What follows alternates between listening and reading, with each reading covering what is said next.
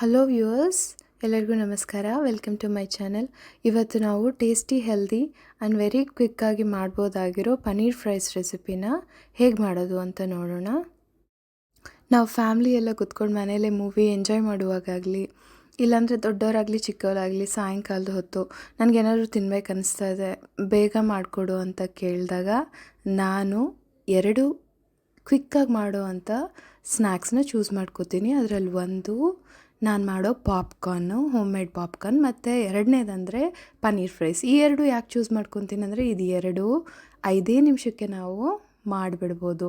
ಹೀಗೆ ನಾವು ಅಡುಗೆ ಮನೆಗೆ ಹೋಗಿ 5 ನಿಮಿಷದಲ್ಲಿ ಸ್ನ್ಯಾಕ್ಸ್ ಜೊತೆ ನಾವು ವಾಪಸ್ ಬಂದುಬಿಡ್ಬೋದು. ಇದು ಕ್ವಿಕ್ಕಾಗಿ ರೆಡಿ ಆಗೋದು ಅಷ್ಟೇ ಅಲ್ಲ, ತುಂಬ ಟೇಸ್ಟಿಯಾಗಿ ಕೂಡ ಇರುತ್ತೆ. ಬನ್ನಿ ಹೇಗೆ ಮಾಡೋದು ಅಂತ ನೋಡೋಣ. ಫಸ್ಟ್ ಪನ್ನೀರನ್ನ ಈ ಥರ ಚಿಕ್ಕ ಚಿಕ್ಕ ಸ್ಕ್ವೇರ್ಸಾಗಿ ಕಟ್ ಮಾಡ್ಕೊಳ್ಳಿ. ತುಂಬ ದಪ್ಪ ಮಾಡ್ಕೊಬೇಡಿ, ಸಪ್ಪೆ ಆಗಿಬಿಡುತ್ತೆ. ತುಂಬ ತಿನ್ನಾಗಿ ಮಾಡಿಕೊಂಡ್ರೆ ನಾವು ಎಣ್ಣೆಲಿ ಹುರಿದ್ಮೇಲೆ ಅದು ರಬ್ಬರಿಯಾಗಿ ಆಗೋಗಿ ಚೆನ್ನಾಗಿರಲ್ಲ. ಈ ಥರ ಮೀಡಿಯಮ್ ಪೀಸಸ್ ಮಾಡ್ಕೊಳ್ಳಿ. ಸ್ವಲ್ಪ ಸಾಲ್ಟು, ಸ್ವಲ್ಪ ಅರಿಶಿನ, ಸ್ವಲ್ಪ ಖಾರದ ಪುಡಿ, ಜೊತೆಗೆ ಸ್ವಲ್ಪ ಗರಂ ಮಸಾಲ ಹಾಕ್ಕೊಳ್ಳಿ. ನಾನು ಹೋಮ್ ಮೇಡ್ ಮಸಾಲ ಪೌಡ್ರ್ ಹಾಕ್ಕೋತಾ ಇದ್ದೀನಿ.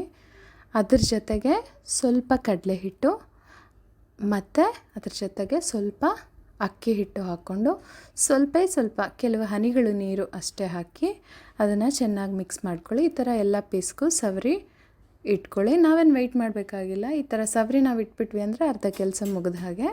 ನೆಕ್ಸ್ಟು ನಾವು ಇದನ್ನು ಡೀಪ್ ಫ್ರೈ ಮಾಡಬೇಕಾಗತ್ತೆ. ಸೊ ನೋಡಿ, ಡೀಪ್ ಫ್ರೈ ಮಾಡೋಕ್ಕೆ ಒಂದು ಕಡಾಯಿಯಲ್ಲಿ ಸಾಕಾಗೋಷ್ಟು ಎಣ್ಣೆ ಹಾಕ್ಕೊಳ್ಳಿ. ಎಣ್ಣೆ ತುಂಬ ಕಮ್ಮಿ ಹಾಕ್ಕೋಬೇಡಿ. ಕಮ್ಮಿ ಹಾಕ್ಕೊಂಡ್ರೆ ಇದು ತಳದಲ್ಲಿ ಕುಟ್ಕೊಂಡ್ಬಿಟ್ಟು ತಳಕ್ಕೆ ಅಂಟ್ಕೊಂಡ್ಬಿಡುತ್ತೆ. ಸ್ವಲ್ಪ ಅವು ಕರೆಕ್ಟಾಗಿ ಅವು ನುರಿಯೋಕ್ಕೆ ಎಷ್ಟು ಬೇಕಾಗುತ್ತೋ ಅಷ್ಟು ಎಣ್ಣೆನ ಹಾಕ್ಕೊಳ್ಳಿ. ಎಣ್ಣೆ ಬಿಸಿ ಆದಮೇಲೆ ಬಿಡಿ. ಎಣ್ಣೆ ಬಿಸಿ ಆಗಲಿಲ್ಲ, ಹಾಗೆ ಬಿಟ್ವಿ ಅಂದರೆ ಅದು ಮತ್ತೆ ಹೋಗಿ ತಳಕ್ಕೆ ಅಂಟ್ಕೊಂಡ್ಬಿಡುತ್ತೆ. ನೋಡಿ, ಈ ಥರ ಎಲ್ಲ ಪೀಸಸ್ನು ಸರಿಯಾಗಿ ಎಣ್ಣೆಯಲ್ಲಿ ಕರಿಯೋಣ. ಕಡಲೆ ಹಿಟ್ಟು ಮತ್ತು ಅಕ್ಕಿ ಹಿಟ್ಟು ಹಾಕ್ಕೊಳ್ಳುವಾಗ ತುಂಬ ಕಮ್ಮಿ ಪ್ರಮಾಣದಲ್ಲಿ ಒಂದೊಂದು ಸ್ಪೂನೇ ಹಾಕ್ಕೊಳ್ಳಿ.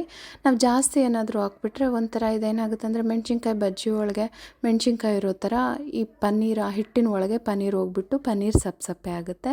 ಅಷ್ಟು ಟೇಸ್ಟು ಚೆನ್ನಾಗಿರಲ್ಲ. ಈ ಪನ್ನೀರು ಎಣ್ಣೆಯಲ್ಲಿ ಹುರಿದ್ರೇ ಆ ಟೇಸ್ಟ್ ಬೇರೆ ಬರುತ್ತೆ.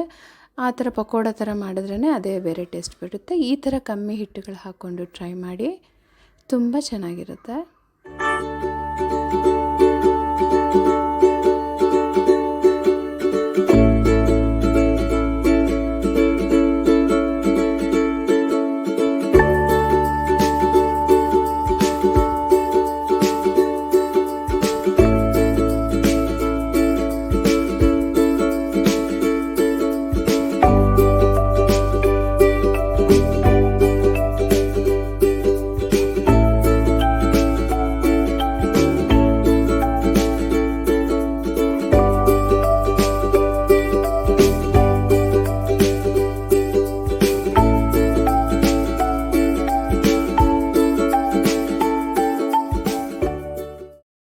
ನೋಡಿ, ನೋಡ್ತಾನೆ ಪನ್ನೀರ್ ಚೆನ್ನಾಗಿ ಫ್ರೈ ಆಗೋಯ್ತು.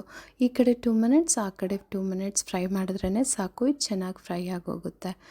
ನೋಡಿ, ಇದನ್ನು ನಾವು ಫ್ರೈ ಆದಮೇಲೆ ತೆಗೆದುಬಿಟ್ಟು ಟಿಶ್ಯೂ ಪೇಪರ್ ಮೇಲೆ ಹಾಕ್ಕೊಂಡ್ರು ಎಕ್ಸಸ್ ಆಯಿಲೆಲ್ಲ ಹೊರಟೋಗುತ್ತೆ. ನಾನು ಈ ಥರ ಸ್ಟ್ರೈನರ್ ತೊಗೊಂಡಿದ್ದೀನಿ. ಇದನ್ನೆಲ್ಲ ತೆಗೆದು ಸ್ಟ್ರೈನರಲ್ಲಿ ಇಟ್ಬಿಟ್ಟು ಆ ಸ್ಟ್ರೈನರ್ನ ನಾನು ಕಡಾಯಿ ಮೇಲೆ ಇಟ್ಬಿಡ್ತೀನಿ. ಸ್ವಲ್ಪ ಒಂದು ಫ್ಯೂ ಮಿನಿಟ್ಸ್ ಬಿಟ್ಟರೆ ಆ ಎಕ್ಸಸ್ ಆಯಿಲೆಲ್ಲ ಮತ್ತು ಕಡಾಯಿ ಒಳಕ್ಕೆ ಹೋಗಿಬಿಡುತ್ತೆ. ಪನ್ನೀರು ಸ್ವಲ್ಪ ತಣ್ಣಗಾಗಿ ತಿನ್ಲಿಕ್ಕೆ ರೆಡಿ ಆಗುತ್ತೆ.